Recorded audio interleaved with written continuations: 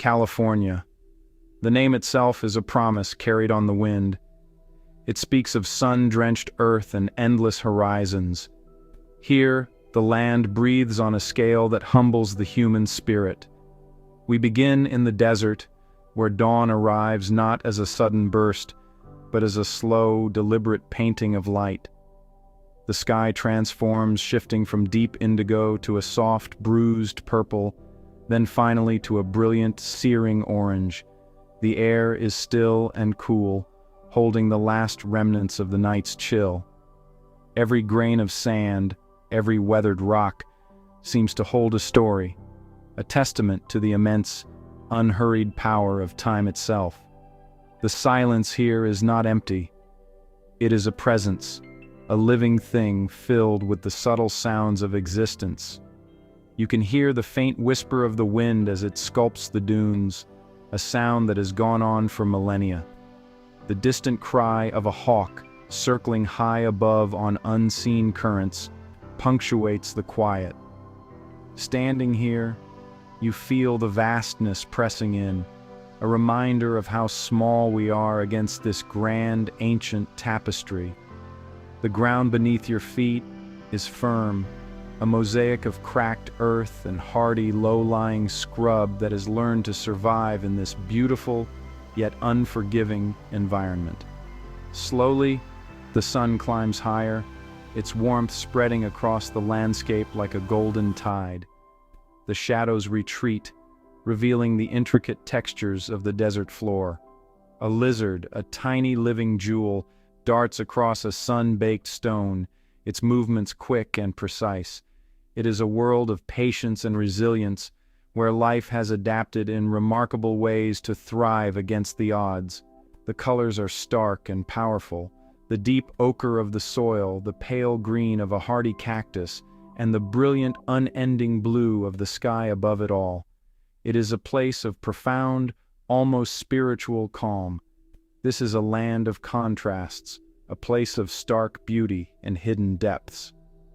As the light fills the canyons and washes over the plains, it reveals a world that is both breathtakingly beautiful and intensely raw. Every element, from the smallest insect to the towering rock formations, plays a part in this delicate, enduring ecosystem. It is a landscape that invites contemplation, a place to simply stand and watch and listen. The story of this land is written in stone and sand, a narrative that unfolds slowly for those with the patience to observe it. If you found this journey into California's hidden beauty compelling, make sure to subscribe to our channel for more in-depth explorations and stories that reveal the unseen sides of our world. Your support helps us continue bringing these powerful narratives to light. We move now from the open desert to the silent forests of the high mountains. Here, giant sequoias stand as ancient sentinels, their colossal trunks reaching towards the heavens. Sunlight filters through the dense canopy, dappling the forest floor in shifting patterns of light and shadow. The air is thick with the scent of pine and damp earth, a cool, clean fragrance that feels as old as the trees themselves. A profound stillness reigns here, broken only by the quiet, deliberate sounds of the forest, the gentle rustle of leaves, the snap of a twig under an unseen foot. Life moves with a quiet grace in these woods. A mountain lion, the embodiment of stealth and power, pads silently through the undergrowth. Its muscles ripple beneath a coat the color of dried grass, its gaze intense and focused. It moves like a ghost, a whisper of motion against the backdrop of ancient trees.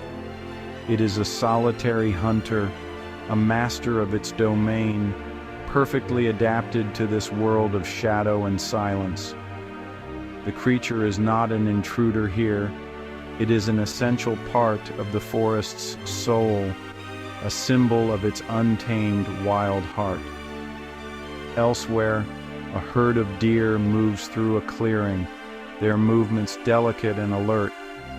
They pause to drink from a clear, cold stream that tumbles over moss-covered rocks. The sound of the water is a constant, soothing murmur, the lifeblood of this elevated world. Each creature, from the mighty bear to the industrious squirrel burying its winter stores, is locked in a timeless rhythm of survival. They are guided by instinct, by the changing of the seasons, and by the unwritten laws of the wilderness. This is a complete and self-contained world.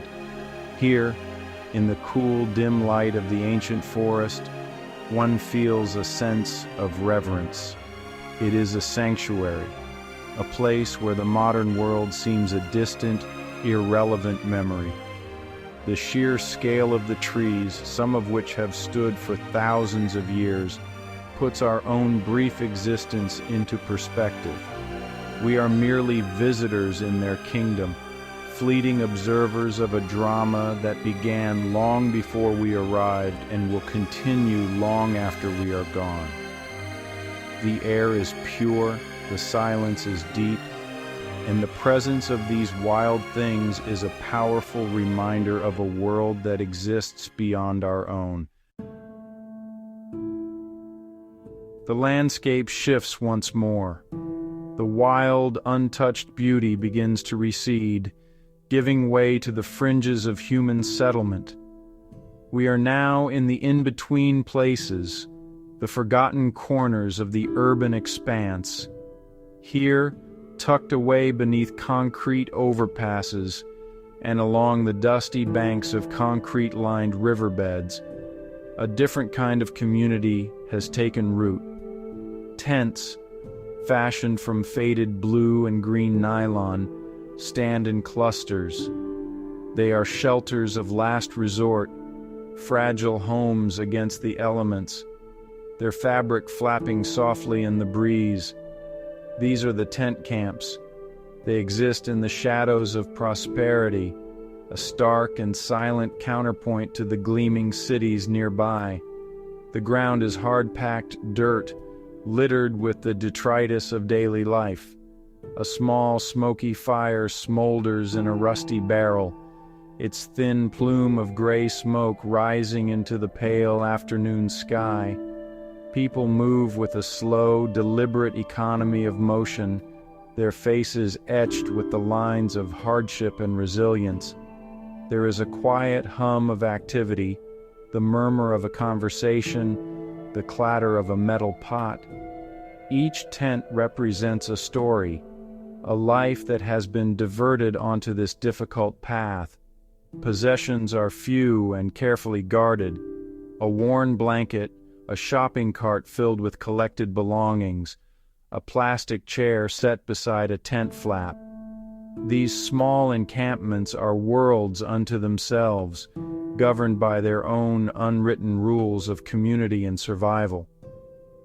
The sounds of the nearby city, the distant drone of traffic, the wail of a far-off siren, serve as a constant reminder of the world from which these individuals have become detached. Standing here, one feels a profound sense of unease, a quiet sorrow for this fragile existence. The air is heavy with the smell of wood smoke and dust. The vibrant colors of the natural world have been replaced by a muted palette of grays, browns, and faded plastics. Yet even here, there are signs of human ingenuity and the enduring will to create a home. A small makeshift garden grows in a plastic tub. A string of solar-powered lights is draped over a tent's entrance. It is a testament to the human spirit's refusal to be entirely extinguished, even in the deepest shadows. As dusk settles over the camps, a different kind of cold begins to creep in. This chill is not merely the drop in temperature that comes with the setting sun. It is something deeper, a pervasive and unseen current that moves silently from tent to tent. It is a coldness that seems to emanate from within, a quiet despair that settles over the community like a shroud. You can see it in the way people huddle closer to their small fires, their gazes lost in the dancing flames, seeking a warmth that the fire alone cannot provide. The sounds of the night take over. The wind whistles through the girders of the overpass, a low, mournful moan. The scuttling of unseen creatures in the darkness becomes more pronounced.